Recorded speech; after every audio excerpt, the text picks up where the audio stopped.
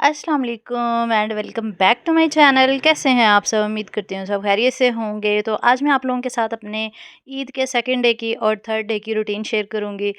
और यहाँ पे जनाब बन रहा है नाश्ता, सुबह सुबह का टाइम है और आजकल आपको पता है कि रमज़ानुल मुबारक तो चला गया है, अलविदा कर दिया है हम लोगों ने। और उसके बाद फिर जैसे कि आम रूटीन हमारी होती है, सुबह सुबह नाश्ता वही सब दोबारा से स्टार्ट हो गया हुआ है। तो अभी हम लोग कर रहे थे, तकरीबन 9 बजे 9-10 बजे का टाइम हो रहा था, नाश्ता हो रहा था और सुबह लेट ही उठे थे। क्योंकि आजकल थकावट इतनी ज़्यादा हो गई थी ना ईद के दिनों में। ईद के दिन इतने ज़्यादा मसरूफ़ गुज़रते हैं ना कि इतनी थकावट हो जाती है और फिर सुबह उठा भी नहीं जाता। तो आप लोग बताएँ, आप लोगों की ईद कैसी गुज़री? आप लोगों ने कैसे एंजॉय किया? और आई एम श्योर अब तो ईद गुज़र गई है। आप लोग अब भी अपनी रूटीन पे आ गए होंगे वापस, जैसे कि हम लोग पहले होते थे। तो ख़ैर यहाँ पे मैं ना चिकन को कर रही थी मैरिनेट बिरयानी के लिए। तो दोपहर में हम लोगों ने सोचा कि बिरयानी बनाएँगे आज ईद के सेकंड डे। तो बिरयानी हमेशा की तरह मैं ही बनाती होती हूँ यहाँ पे, और माशाल्लाह से 5 किलो मैं बिरयानी बनाती हूँ लेयर वाली। तो मैंने कहा आपके साथ भी इसकी रेसिपी शेयर करती हूँ। तो यहाँ पे मैंने 3 से 4 किलो 3 किलो चिकन लिया और उसके अंदर मैंने दही, लहसुन, अदरक का पेस्ट, बिरयानी मसाला लगा के तो बस मैंने इसको मैरिनेट करके फ्रिज में रख दिया। तो ख़ैर उसके बाद मैंने चावल भिगो दिए और ये चावल बहुत अच्छे थे। सुपर कायनात शायद इनका नाम था, कायनात चावल थे।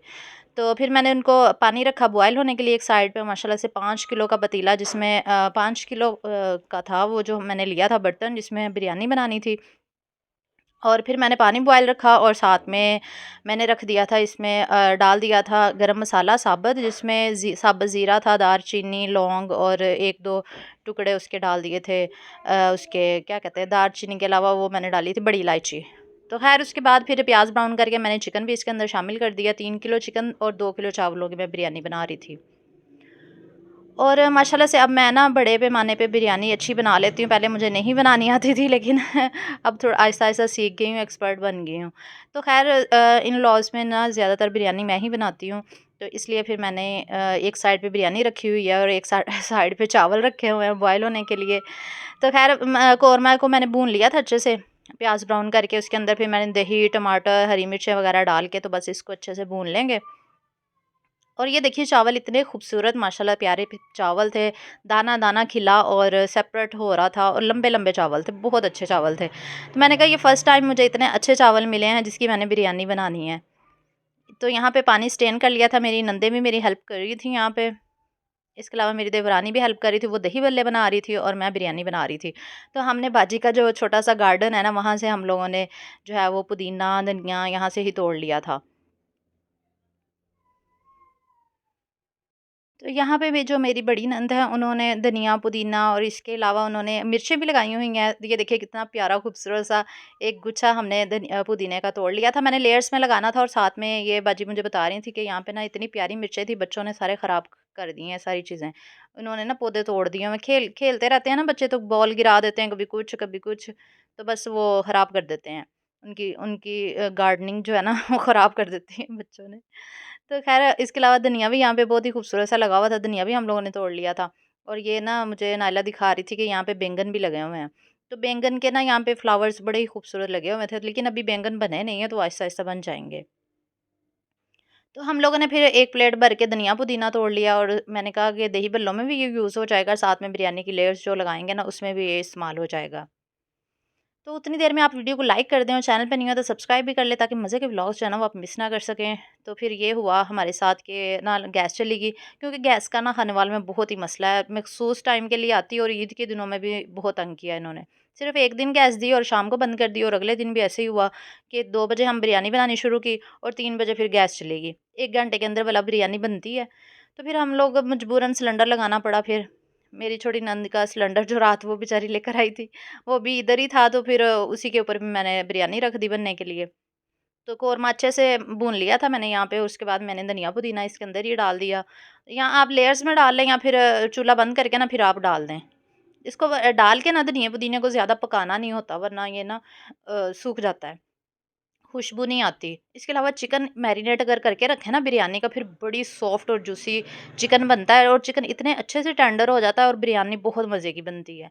तो मेरा तो यही तरीका, और मैंने इसमें 1.5 किलो टमाटर यूज़ किए थे बिरयानी के अंदर, क्योंकि बिरयानी के अंदर जितने ज़्यादा टमाटर डाले जाएँ वो उतनी ही ज़्यादा अच्छी टेस्टी बनती है। तो ख़ैर अभी लेयर्स लग रही हैं यहाँ पे। फिर मैंने चिकन डाला, चावल डाले, चिकन डाला, चावल डाले इसी तरह लेयर्स लगा दी हैं और ऊपर फिर मैंने थोड़ा-सा कलर और ब्राउन किए हुए प्याज़ डाल दिए। हरी मिर्चें भी डाली थी 2-4। तो ख़ैर बिरयानी तो इतनी दफ़ा मैंने आप लोगों को बनानी सिखाई हुई है, तो बस ये ओवरव्यू दिया था उसका मैंने। तो फिर मैंने अपनी बड़ी नंद को कहा था कि आप ही हिलाएँ क्योंकि 5 किलो बिरयानी थी। क्योंकि माशाल्लाह बिरयानी ज़्यादा सारी थी इसलिए वो हिलानी थोड़ी मुश्किल हो रही थी, तो मैंने बाजी को कहा कि आप ही इसको हिलाएँ, तो वो यहाँ पे खोल रही थी दम और माशाल्लाह बहुत मज़े की बिरयानी बनी थी, सबने काफ़ी ज़्यादा तारीफ़ की। तो साथ में फिर दही भल्ले बना लिए थे और साथ में ये सैलेड बना लिया था। तो ये थी हमारी दोपहर की दावत, मतलब दोपहर का खाना था जिसमें बिरयानी थी, भल्ले थे और सैलेड, रायता वग़ैरह। तो ख़ैर यहाँ पे फिर ईद के सेकंड डे का हम लोगों ने खाना खाया। बंदा ज़्यादा सारी डिशेज़ कैसे बनाए, गैस तो आती नहीं है। हमने कहा एक ही आइटम आज बनाएँगे, ज़्यादा आइटम नहीं बनाएँगे। दोपहर में फिर बस हमने बिरयानी ही बनाई थी और कुछ भी नहीं बनाया था। बिरयानी के साथ इसके लवाज़मात थे जैसे कि सैलेड, रायता, दही भल्ले वग़ैरह बस। और उसके बाद फिर मीठे में ये भाई ले आए थे ड्राई केक, तो ये खाया था और साथ में चाय वग़ैरह पी ली। तो अभी रात का टाइम हो रहा है, तो अबिहा ना ये वीडियो बना रही थी, कहती ये चाँद इतना खूबसूरत लग रहा था ना, उसके साथ सितारा जुड़ा हुआ था वो दोनों इतने प्यारे लग रहे थे, तो ये वीडियो खुद बना बना रही थी, इसको इतने खूबसूरत लग रहे थे। मैंने कहा सही सही है। तो ख़ैर उसके बाद फिर रात को हम लोग बोर हो रहे थे, हम लोगों ने कहा चलें बाहर विज़िट कर लेते हैं, फिर हम गोलगप्पे खाने के लिए बाहर चले गए। तो ये गाड़ी के अंदर ही हम लोगों ने मँगवा लिए थे, काफ़ी रश लगा हुआ था क्योंकि ईद होती है ना, ईद की वजह से काफ़ी रश होता है और ईद के दिन सभी लोग निकले होते हैं कुछ ना कुछ खाने-पीने के लिए, तो हम लोग भी निकल पड़े।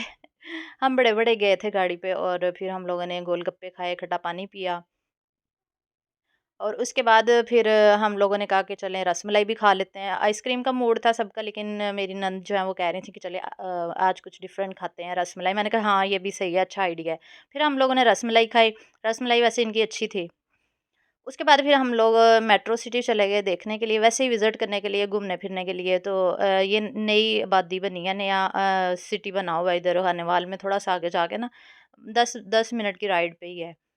तो यहाँ पे काफ़ी रौनक लगी हुई थी, लोग आए हुए थे और एन्जॉय कर रहे थे। तो हम लोगों ने बस गाड़ी में बैठ के ही विज़िट कर लिया था, ये मेट्रो सिटी का।